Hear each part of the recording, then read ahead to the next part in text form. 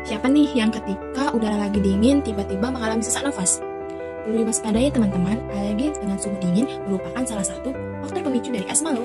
Ketika udara dingin masuk ke dalam saluran pernapasan, maka paru-paru akan bereaksi dengan cara mempersempit saluran udara. Saat cuaca dingin, udara juga akan jadi lebih kering sehingga paru-paru akan lebih mudah teriritasi. Hal ini akan menyebabkan asma menjadi kambuh dan juga mungkin disertai dengan batuk. Asma yang disebabkan karena alergi suhu dingin memiliki gejala seperti nyeri di dada, rasa sesak di dada, napas pendek, batuk-batuk, dan juga mengih.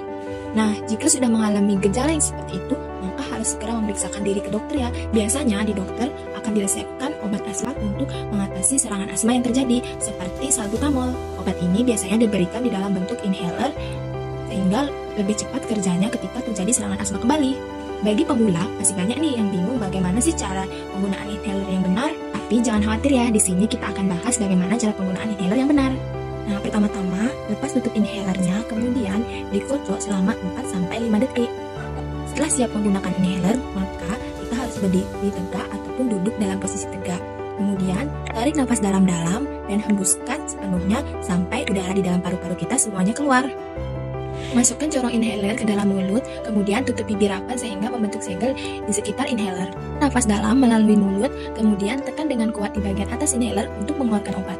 Selanjutnya, tarik nafas perlahan melalui mulut sekitar 3-5 detik sampai paru-paru terasa penuh. Kemudian, tahan nafas kira-kira sekitar 10 detik. Setelah itu, hembuskan nafas secara perlahan melalui mulut. Jangan lupa setelah menggunakan inhaler, berkumur dengan air untuk mencegah terjadinya infeksi di mulut. Udah jelaskan bagaimana cara penggunaan inhaler yang benar? Jangan sampai salah lagi ya teman-teman. Menggunakan inhaler yang tepat sangat berpengaruh loh dalam proses penanganan asma.